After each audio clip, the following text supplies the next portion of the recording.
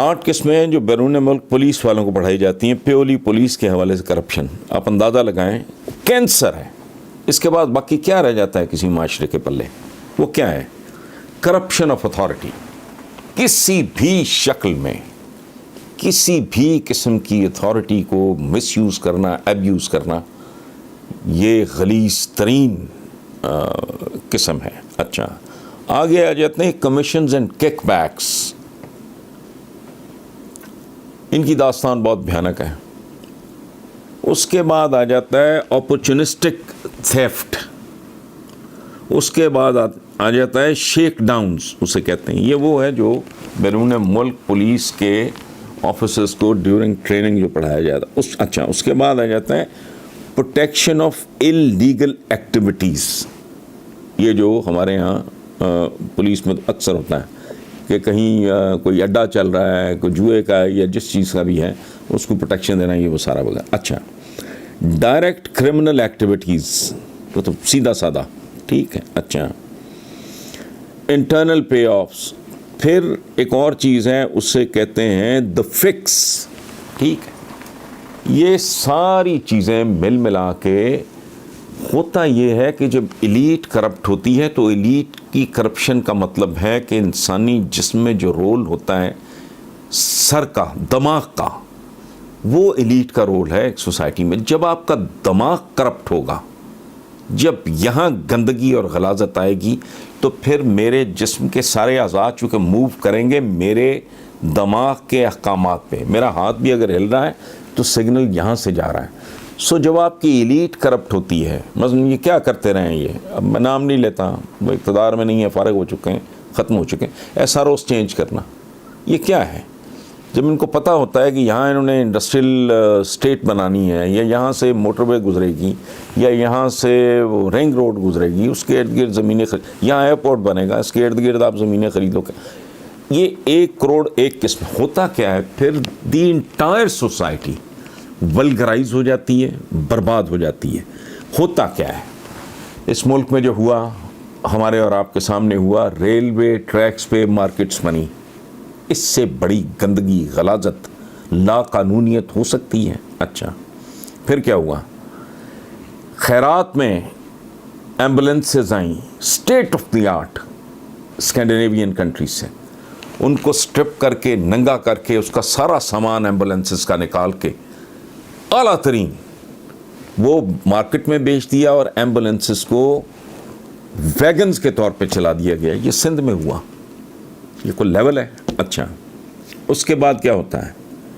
ایسا روز میں نے پہلے بتایا، یہ ملک ہے جس میں قبضہ گروپ اور چائنا کٹنگ جیسی اصطلاحیں استعمال ہو رہی ہیں. یہ کلچر ہے. کیا تھانہ نیلام ہوتا ہے، دوسری طرف آپ کا جو امتحانی مرکز ہے جہاں آپ کے بچوں کے مستقبل کا فیصلہ ہونا ہے، وہ نیلام ہوتے ہیں. اچھا اس کے بعد گھوسٹ ملازمین. آپ کے اسکولوں سے لے کے آپ کی کارپوریشنز تک، آپ کے ریلوے تک، آپ کے کوئی ادارہ محفوظ نہیں ہے، انکلوڈنگ یور اسٹیل مل. یہ کیوں برباد ہوئے؟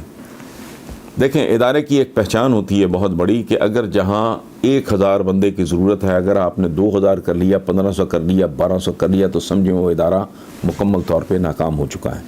اچھا اس کے بعد نوبت کہاں تک جاتی ہے کہ ہاسپٹلس کا جو ویسٹ ہوتا ہے، جو قاتل ہے، اس کی آکشن ہوتی ہے. ہوتا کیا ہے؟ یہ ڈوب مرنے کا مقام ہے. یہ جو دیسی میمے ہیں نا،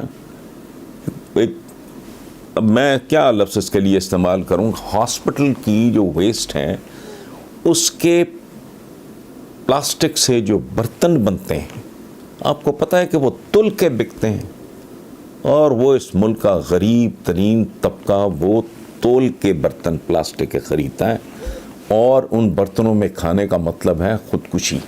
قسطوں میں موت سے بدتر ہے وہ، چونکہ وہ بہت زیادہ خطرناک ہوتا ہے. سو یہ جو لوگ آج کل اس طرح کا پروپیگنڈا کر رہے ہیں، مجھے نہیں پتا یہ کن کے دلال ہیں، کن کے ایجنٹس ہیں. یہ شعوری طور پہ کر رہے ہیں، یہ لاشعوری طور پہ کر رہے ہیں، یہ ارادی طور پہ کر رہے ہیں، غیر ارادی طور پہ کر رہے ہیں، سوچے سمجھے بغیر کر رہے ہیں، فیشن کے طور پہ کر رہے ہیں. میرے پاس اس بات کی کوئی خبر نہیں ہے، لیکن وہ ہر آدمی، وہ ہر عورت قابل نفرت ہے جو پاکستان جیسے ملک میں بیٹھ کے یہ بات کرے کہ کرپشن اس ملک کا مسئلہ نہیں ہے۔ اگر کرپشن ملک کا مسئلہ نہیں تو پھر مسئلہ کیا ہے؟